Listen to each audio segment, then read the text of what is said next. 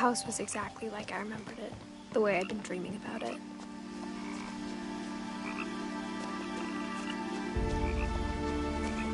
As a child, the house made me uncomfortable in a way I couldn't put into words.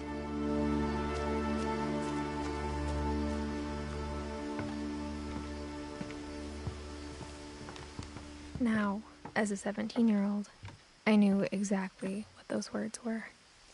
I was afraid of the house.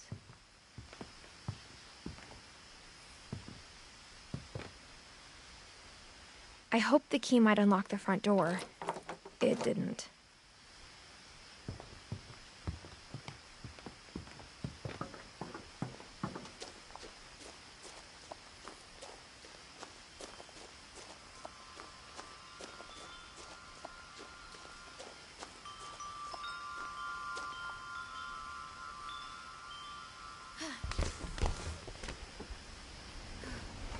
Crawling through the doggy door used to be a lot easier when I was 11.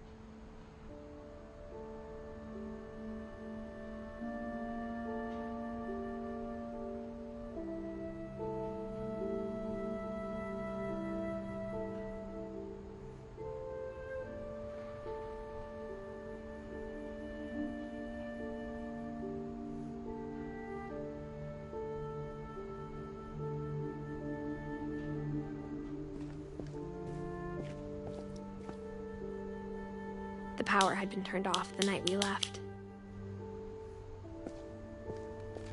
For the first time in years, I felt like I was home.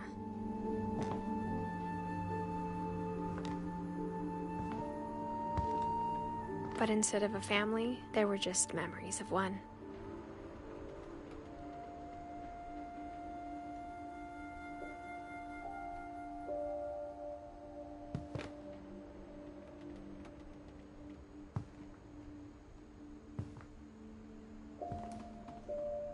Like how after Louis started working at the cannery, we all got sick of eating salmon. Except our cat, Molly. Or how only one restaurant would deliver to our house, so we had Chinese a lot.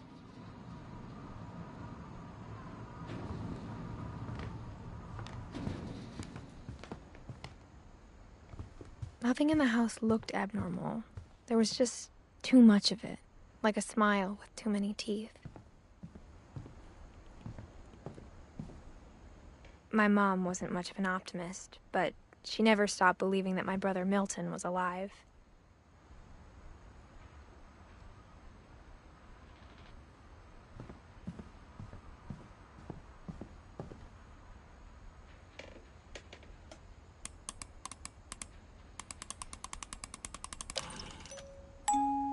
Great-Grandpa Sven built a music box for Barbara, along with the rest of the house. Mom always told me to stay out of the basement, so I wasn't too surprised when the key didn't fit.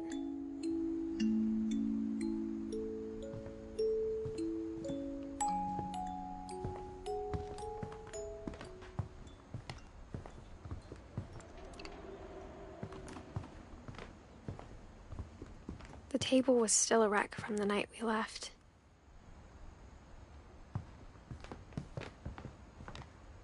My mom was the only one of us who could imagine Great-Grandma Edie living in a nursing home.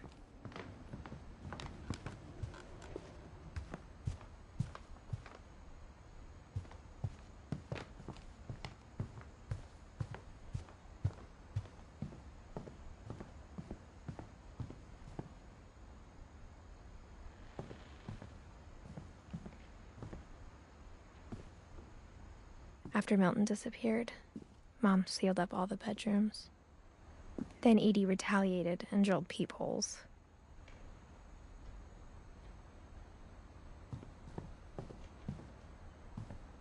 I spent a lot of time playing in Great Uncle Walter's room. I think my mom sometimes regretted not sealing it up. Louis told me there were secret passages, but I never believed him.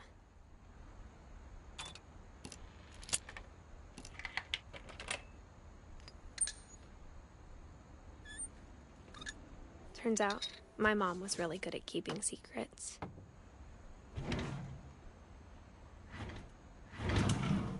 Now it was time to find out what my mom had been afraid of.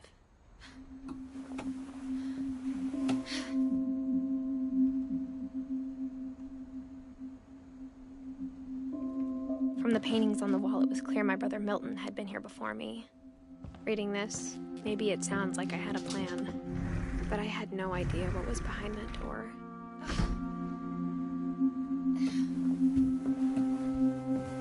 Just like I had no idea where all this was gonna lead. I grew up looking at Molly's room through the peephole.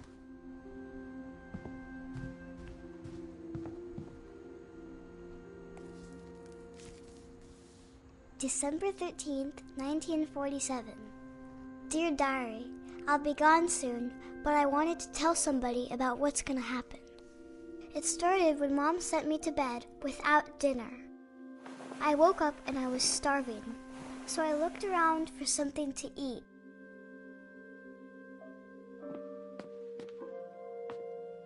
The gerbil food was dry, but I didn't mind it.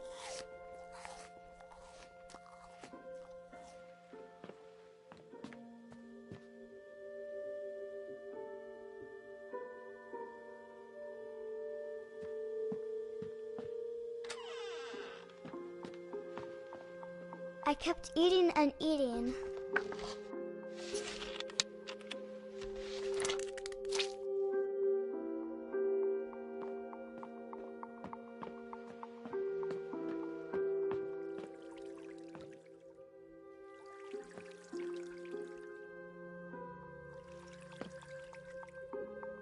I thought about eating Christopher, but I held back.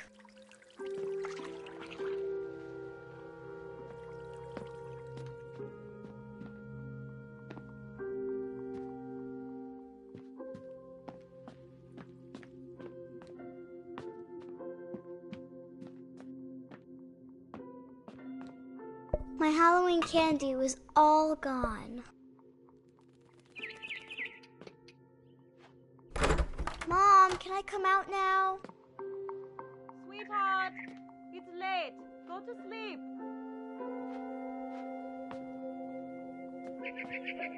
Then I heard chirping outside my window. It was a barn swallow going back to her nest. I reached out for her.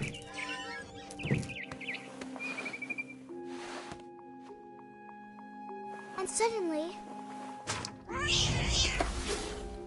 I was a cat.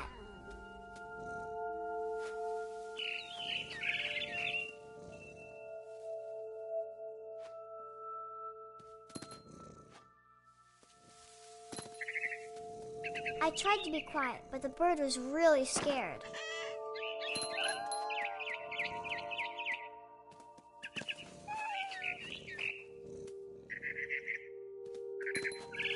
Mom and Dad didn't even look at me.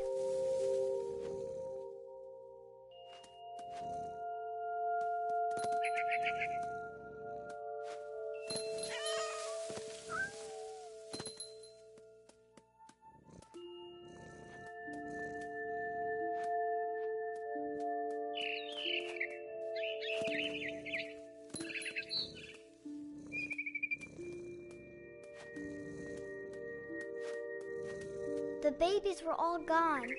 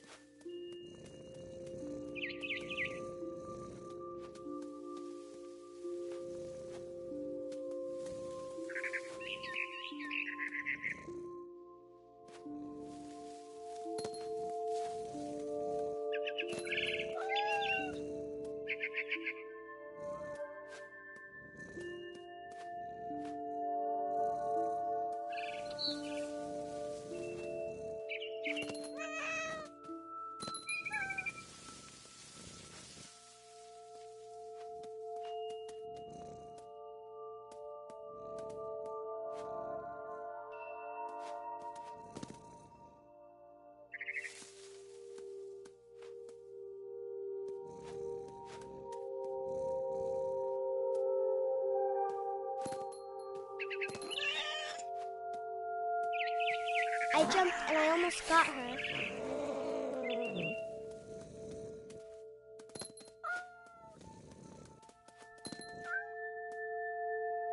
I could tell she was getting really tired. Now I was up in the big tree. I promised Dad I wouldn't climb it anymore. All I cared about was eating that mama bird. I gobbled her up. And suddenly, I was an owl. First, all I heard was the wind. Then I heard little teeth nibbling in the grass.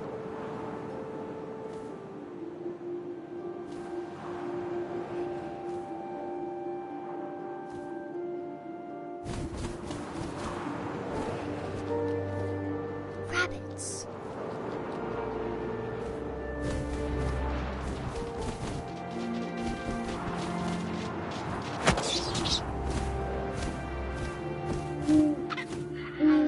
His face looking up and seeing mine through my talons. I swallowed him up, and I didn't chew one bit. Then I flew off to find something bigger.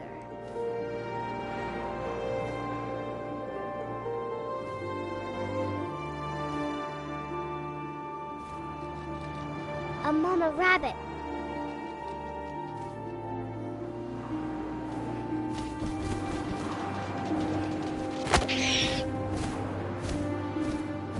She was almost too big to carry. I started choking, but I couldn't stop eating. And suddenly, I was a shark.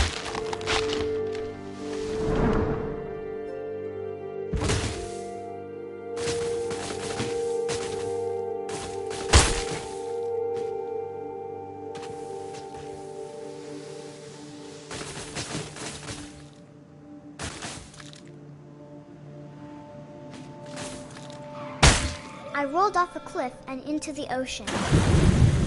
Now, I was hungrier than ever.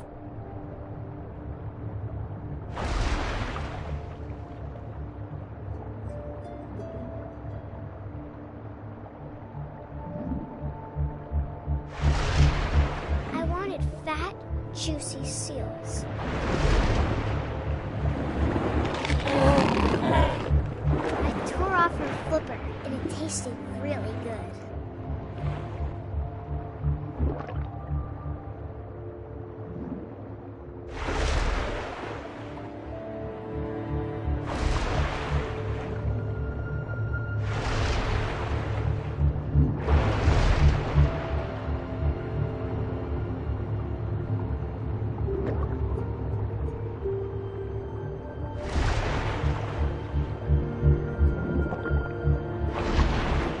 Tight. But I was so hungry, I jumped out of the water. When I opened my eyes, everything had changed.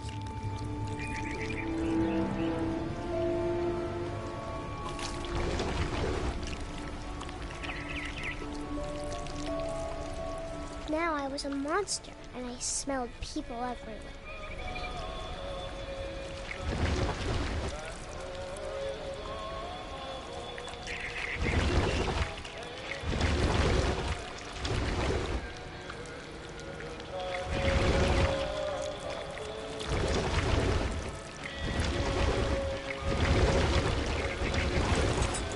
I was big, but I moved real quiet.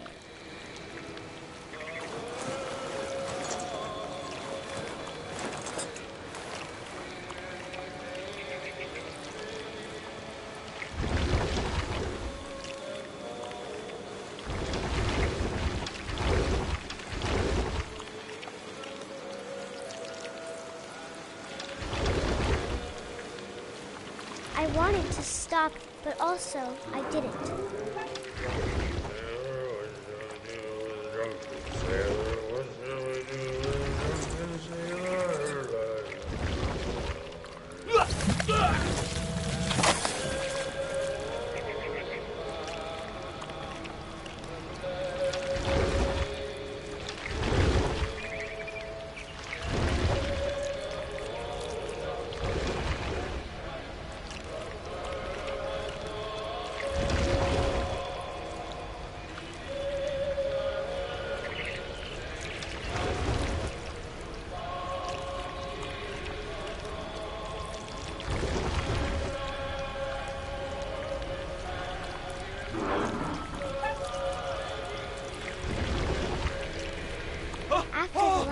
passenger, I was still hungry.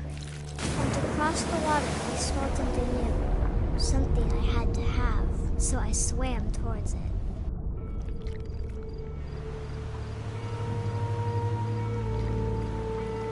I slithered onto the sand, and the good smell went into an old pipe.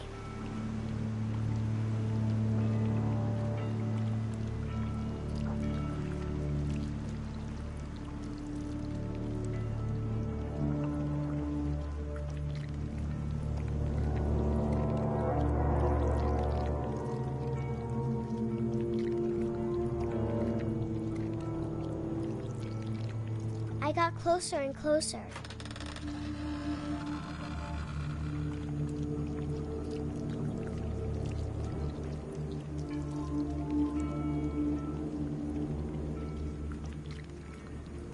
All of my stomach started growling. And suddenly, I was me again. I held my breath for a long time, but I couldn't hear anything. I think it's waiting for me to fall asleep.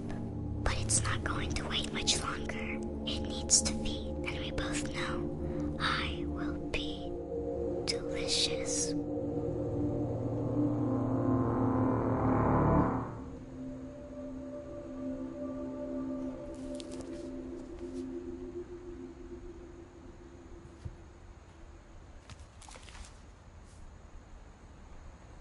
I'm not sure if I believed all of that, but I'm sure Edie would have.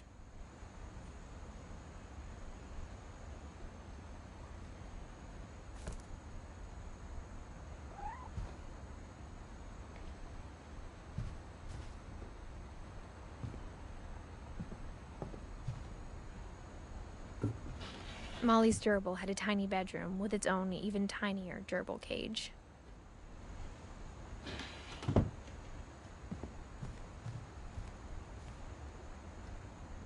I can't describe it, but I felt like some part of Molly was still here.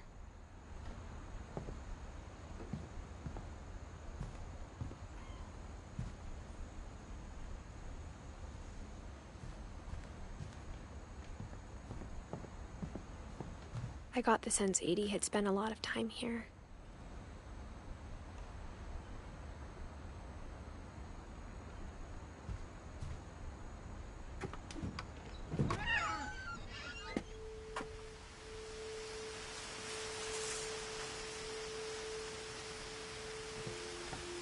This will be obvious later, but my mom never told me any of these stories. Edie would have, but Mom didn't like bringing up the past. Though, when we adopted a stray kitten, she was the one who named it Molly. I spent a lot of time in Great-Grandma Edie's room. Her room was like a museum. For 500 years, the Finches have been famous throughout Norway for their fortune and misfortune. Odin Finch buries the latest victims of the family curse, his wife Ingeborg and their newborn son, Johan. On January 7th, 1937, he set sail with his family and his house, hoping to leave the curse behind. But 40-foot waves off the coast of Washington send the house and Odin to the bottom of the sea. Odin's daughter Edie, with husband Sven and baby Molly, step ashore on their new home, Orcas Island. Odin Finch is the first to be buried in the new family cemetery. His daughter Edie is already dreaming of a new Finch house.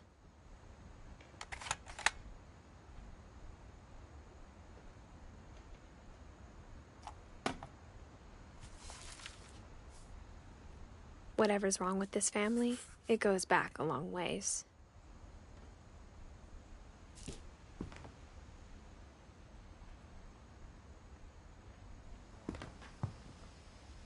Edie knit me a new pair of gloves every year, just in time to replace the old ones.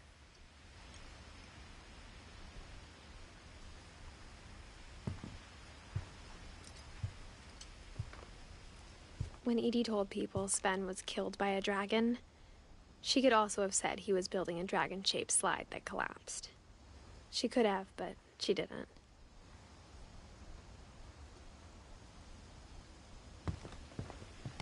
One summer, they evacuated the island.